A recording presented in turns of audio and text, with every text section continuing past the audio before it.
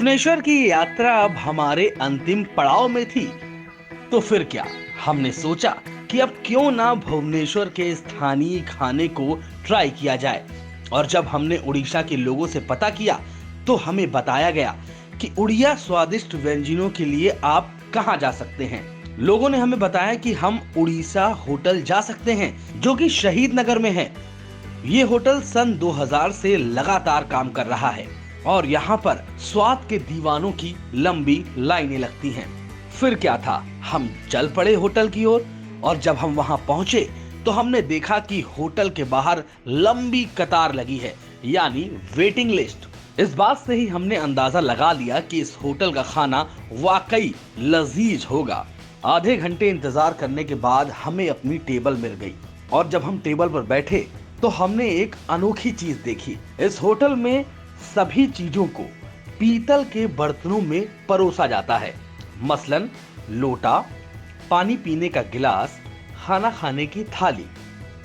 हमने सोचा कि अगर हमें इस होटल की खासियत के बारे में बताना है तो हमें वेज और नॉन वेज दोनों ही डिशेस मंगानी पड़ेगी, ताकि हम दोनों ही डिशेस का स्वाद चखकर आप सबको बता सकें। अब तक आप लोगों ने अधिकतर प्रदेशों के खाने में उत्तर भारतीय और दक्षिण भारतीय खाने का स्वाद आमतौर पर देखा होगा, लेकिन आज जब हम भुवनेश्वर की यात्रा खत्म कर रहे हैं तो हम आपको उड़िया के हर घर में आमतौर पर पकाए जाने वाले खाने के बारे में बताएंगे, जिसमें मुख्य तौर से दही पखाड़ा आता है, जो कि चावल और दही का बनता है। आमतौर पर यह भोजन प्रमुखता से उड़ीसा के सभी घरों में पकाया जाता है। उसके साथ ही चावल से जुड़ी एक दूसरी डिश जिसका नाम बॉडी चूरा है।